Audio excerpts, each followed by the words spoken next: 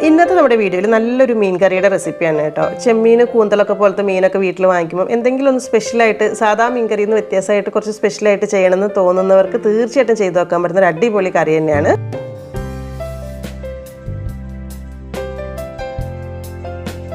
അപ്പോൾ ആദ്യം ഇതിന് വേണ്ടിയിട്ട് 1 ടേബിൾ സ്പൂൺ വെളിച്ചെണ്ണ ഒരു മൺചട്ടിയിലേക്ക് ഒഴിച്ചിട്ട് ആ ചട്ടിയുടെ എല്ലാ ഭാഗത്തേക്ക് ഇതൊന്ന് ആക്കി കൊടുക്കുന്നുണ്ട്. ഇപ്പോൾ നമ്മൾ തീ കത്തിച്ചിട്ടൊന്നുമില്ല.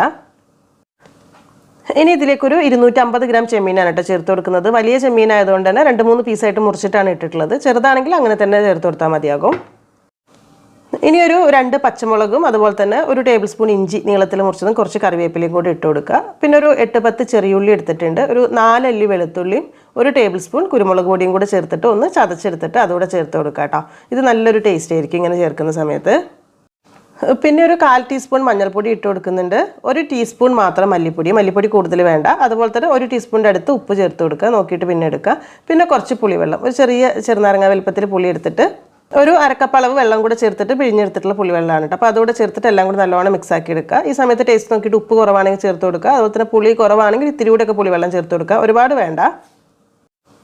എന്നിട്ട് ഇത് കൈകൊണ്ട് തന്നെ ഇതുപോലെ നല്ലോണം മിക്സ് ആക്കി എടുത്തിട്ട് ഇനി ഇത് അടച്ച് വെച്ചിട്ട് തീ കത്തിച്ചിട്ട് വേവിച്ചെടുക്കുക. ഒരു 5 മിനിറ്റൊക്കെ ഒന്ന് ഇതുപോലെ ഒന്ന് തിളച്ച് വന്നോട്ടെ. ഈ വെള്ളം ഒഴിക്കേണ്ട ആവശ്യമില്ല കേട്ടോ. ആ ഒരു ചെമ്മീൻ്റെ ഉള്ള വെള്ളം തന്നെ മതിയാകും ഇതിലേക്ക്.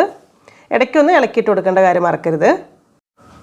ചെമ്മീനായതുകൊണ്ട് തന്നെ വേഗം തന്നെ വെന്ത് കിട്ടിക്കൊള്ളൂ. അപ്പോൾ ഒരു 10 മിനിറ്റ് കഴിയുമ്പോഴേക്കും ഈ ഒരു ഗ്രേവിയൊക്കെ ഈ രീതിയിലൊക്കെ ആയി വന്നിട്ടുണ്ടാവും. ഇപ്പോൾ തന്നെ നല്ലൊരു ടേസ്റ്റ് ആയിരിക്കും. പക്ഷെ നമ്മൾ ഈ സമയത്ത് ഇതിലേക്ക് കുറച്ച് നല്ല കട്ടിയുള്ള തേങ്ങാപ്പാൽ, ഒരുപാട് ലൂസായിട്ടുള്ള ഗ്രേവി പോലെയല്ല, ഒരു 1/4 കപ്പ് ടു 1/2 കപ്പിൻ്റെ ഉള്ളിൽ മതിയാവും. അതിൽ കൂടുതൽ വേണ്ടി വരില്ല. അപ്പോൾ അതുകൂടെ ചേർത്ത് മിക്സ് ആക്കിയിട്ട് അതുകൂടെ ഒന്നങ്ങ് തിളപ്പിച്ചെടുക്കുന്നുണ്ട്. പിന്നെ ഇതുപോലെ ഒരു മീൻ കറി റെഡിയാക്കുന്ന സമയത്ത് ഒരുപാട് ചാറ് വേണ്ട. ഒരു ചെറുതായിട്ട് ഇങ്ങനെ കുറുകിയിരിക്കുമ്പോഴും കറക്റ്റ് നല്ലൊരു ടേസ്റ്റ് ആയിട്ട് കിട്ടും. അപ്പോൾ ആ ഒരു തേങ്ങാപ്പാലങ്ങ് തിളച്ച് കഴിഞ്ഞാൽ ഗ്യാസ് ഓഫ് ചെയ്യാം. ഈ സമയത്ത് ഇതിലേക്ക് കുറച്ച് കറിവേപ്പില ഇട്ട് കൊടുക്കുക. ഒരു 1 ടീസ്പൂൺ പച്ച വെളിച്ചെണ്ണയും കൂടെ ചേർത്തിട്ട് ഒന്നങ്ങ് ചുറ്റിച്ചിട്ട് വെക്കുക.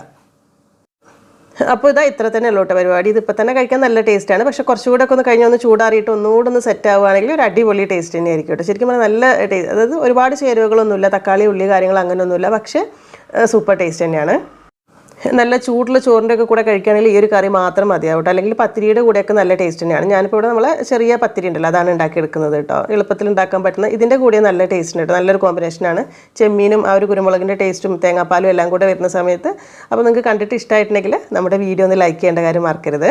പിന്നെ ചെയ്ത് നോക്കുന്നുണ്ടെങ്കിൽ ഫീഡ്ബാക്ക് അറിയിക്കാനും. അപ്പോൾ ഇനി എന്തായാലും എന്നത്തെയും പോലെ തന്നെ നല്ല നല്ല റെസിപ്പീസായിട്ട് നമുക്ക് പുതിയ വീഡിയോയിൽ കാണാം. താങ്ക്